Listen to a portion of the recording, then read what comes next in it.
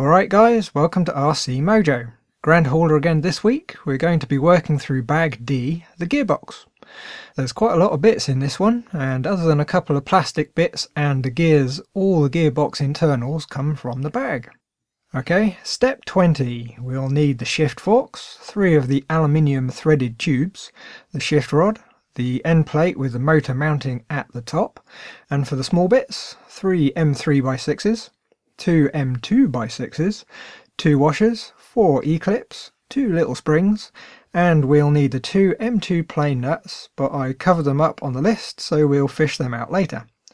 Lastly, from the J tree we'll need the J2 bearing carrier and J1, which is a spacer. Right then, first we need the end plate. Check with the diagram to get it the right way around. Then on the inside face we need to install the bearing carrier. It's got a lip on one side that fits in the middle hole.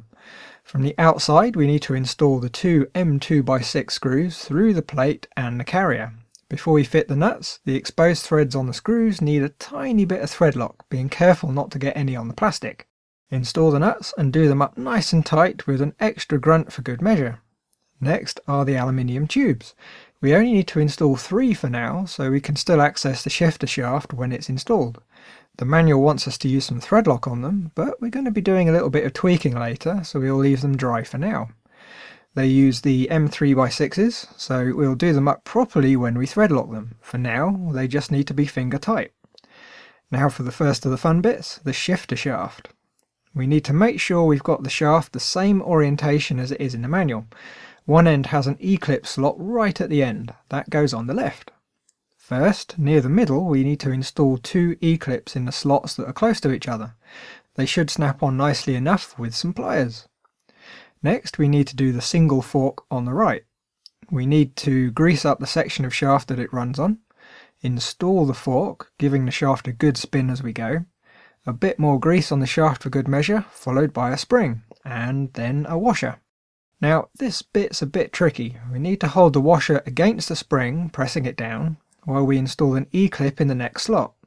The trick is not to let go of the washer. With the spring it will probably fly off, never to be seen again. On the left we need to grease up the bit of shaft everything runs on, install the first fork, giving the rod a spin as you go, a bit more grease, then the J1 spacer, more grease, the last shift fork, some more grease, followed by a spring and a washer, then of course an E-clip to finish. And that's about it. The really important thing is to make sure all the moving bits are well lubricated. Once the gearbox is finished and closed up, it might be a very long time before it gets taken apart again. Step 21.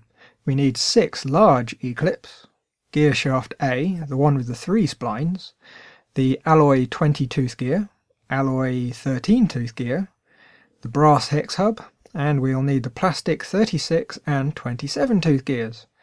We'll start by installing E-clips in the middle 2 slots, using the usual method, a pair of pliers. The 13-tooth gear slides over the long splines. Then the plastic 36-tooth, which has a gear-shaped hole on its inside, slides over that. And that's followed by an E-clip on the end. From the other end we need the 20-tooth gear and an E-clip to keep it in position. In the next slot we need yet another E-clip. Next is a brass hub with the 27-tooth gear over the top. And as I'm sure you've guessed, we need to install another E-clip in the last slot. And there we have our first complete gear shaft. Step 22, the second gear shaft.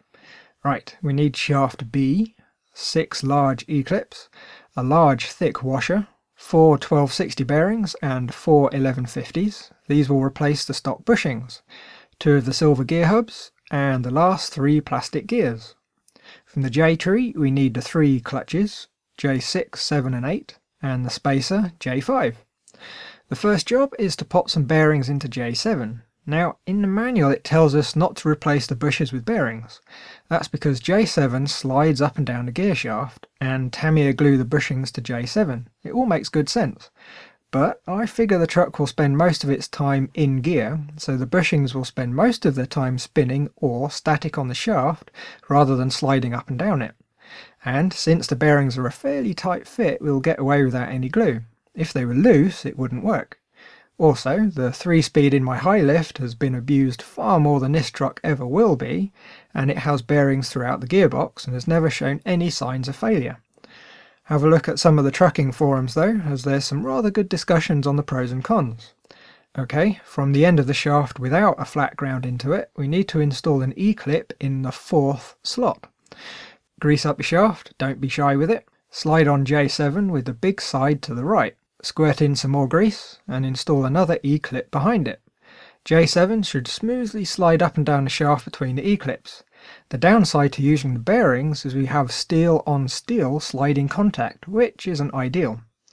Next we need the 37 tooth gear. It needs a bearing installed in each side, then it gets slid over the shaft to meet up with the E-clip and interlock with J7. The second stage wants us to flip the whole assembly over. Okay, next we need another E-clip. This one holds the 37 tooth gear in place. Next to that we need one of the silver gear hubs. It should just slide over the splines. And to keep that in place we need yet another E-clip. At the other end we need to install the large washer, followed by a silver gear hub. Grease up the end of the shaft and the outside of the gear hub. Since this is all going to be enclosed, if you're in any doubt, just add more grease. Install J8 over the hub with its little nubs on the right.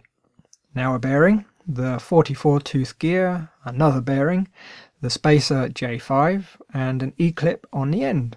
Nearly there. Back to the left hand side, we need to grease up the gear hub and slide on J6 with its nubs to the left. Then a bearing, the 30 tooth gear, another bearing, followed by an E-clip. All the slidey bit should slide very freely. If there's any hint of binding, investigate now rather than waiting. Step 23. We need 5 M3x6s. Tamiya have 2 bearings and 2 bushings, but we'll use 4 bearings. And we also need 2 little springs. We also need some bearing carriers, 3 J3s. Pop a bearing into the carrier already attached to the end plate and insert the top shaft. At the bottom we need a J3 with a bearing in it, which gets popped into the bottom hole. Now this bit's a bit tricky. We need to grease up the end of the shifter shaft and pop a spring over the end. Now carefully slot all 3 of the shifter forks into their slots. There will be a fair amount of jiggling involved, but when it's all lined up they should slide in nice and smoothly. Take the assembly and shift rod first, install it into the end plate. Make sure the rod and the gear shaft go through their bearings nice and straight so they don't catch. At the other end we need 2 more J3s with bearings installed, popped on the end of the gear shafts. Some grease on the end of the shifter rod and a little spring. The end plate should, with a little bit of jiggling, drop over the shift rod and bearing carriers and end up resting on the aluminium tubes. Install 3 of the M3 screws into the tubes, just finger tight for now, and install the final tube with its 2 screws in the last holes. And there we have a working 3-speed gearbox. We should grease up the forks and gears and thread lock the screws, but first a little mod. With this version of the gearbox there's 2 springs at each end of the shift rod. In first and third the outer springs are always compressed, which only adds stress to the shift servo, so we can do without them completely. The shifter still works just fine. The only problem is it's a bit too easy to move it too far. So all we need to do is add some little buffers made from some glow fuel tube so it can't bind up. On what I believe is an earlier version of the gearbox, there's a single long spring at each end, so you can't just remove them. I can't say for sure, but it wouldn't surprise me if the shift rod from this gearbox would fit the other type. You just need the short springs and a few extra E-clips. Anyway, time for some grease. We need to get some in the grooves and around the shift forks. Give the gears a nice coat, not forgetting to get some on the inside too. Any excess will end up just getting flung off when it first gets spun up. All that's left to do is remove each of the M3 screws holding it all together, one at a time, and smear some thread lock in the end of the tubes. When installing the screws they can be done up nice and tight. Step 24. We need a drive cup, what Tamiya calls a shift ball stay, the pinion, a ball end, 2 E-clips, a washer, 2 M3x6s, and we'll also need a couple of grub screws, but I'll get them out as we need them. The only plastic bits we need is a J4, a small spacer that goes on the output shaft before the drive cup. Okay, we need a 3x4mm grub screw on the end of the Allen key. Smear some thread lock on the threads and partially install it in the drive cup. Line it up with the flat on the shaft and nip it up. Flip the Allen key round and give it a good extra grunt. Next there's a slot on the end of the shift shaft for an E-clip, which not surprisingly needs an E-clip installing. The shift ball needs some thread lock smeared in its threads, and the ball end loosely fitting a turn or so, just so it's ready to install.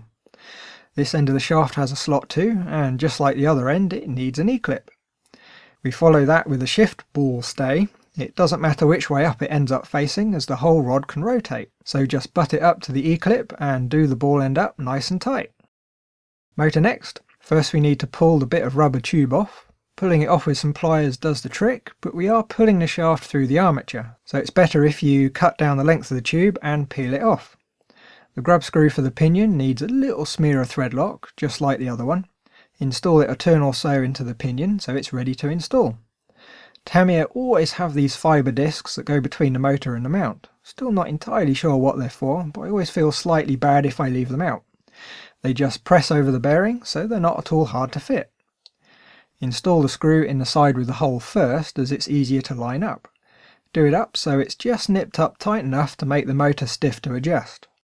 Now install the other screw with a washer under its head. For now, just nip it up very lightly. Pinion now, we want the grub screw to bite on the flat of the motor shaft, and for the teeth to be centrally lined up with the teeth on the plastic gear. When it's lined up, do up the grub and give it a bit extra just to make sure.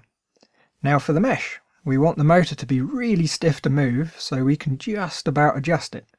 The goal is to have the plastic gear be able to move very slightly without turning the motor. The usual guide is to use a bit of thin paper between the teeth, but if you know what you're aiming for, doing it by eye and feel is fine.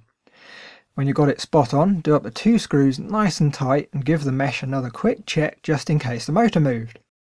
Step 25. This one's going to be a quick one. We need 5 M3x8s and 5 M3 plain nuts. For plastic, we need the two halves of the gear case. So, the two halves of the gear case go on each side of the gearbox, which isn't really terribly surprising. To hold it together, there's 5 mounting holes. One side there's a hex-shaped hole that gets a nut, and the other side gets a screw. Simple enough. However, I'm going to replace all the nuts with nylocks. At some point we're going to be changing the motor for something with more turns, so rather than risk the gear case falling apart, or having to deal with cleaning up the thread lock, nylocks will make life so much easier. All we do is install all 5 and we've got a gearbox ready to install. Step 26. Installing the gearbox. We need 4 M3x6s, the prop shaft, the gearbox, and the chassis. All we need to do is drop the gearbox into the frame. It needs a little bit of a wiggle to get it to drop in, but it will go. We need to bend the motor wires so they clear the servos. The little tab should bend quite easily. For the prop shaft, we need to lift the gearbox a bit and move it forward. Engage the prop shaft with the cup on the axle, then the gearbox output while moving the gearbox into its final position.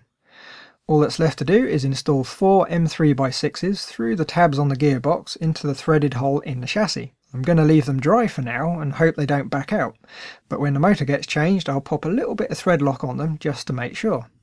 And there we go, that's bag D, one 3-speed gearbox built and fitted. Next time we'll be on to bag E, where we get the chassis rolling and start with the shinies. So, thanks for watching, like if you liked, comment if you've got any hints and tips or if you just want to be sociable, subscribe if you want to see what happens, subscribe if you want to see when the next video goes up, and if you really want to make sure, click the little bell icon too. Bye guys!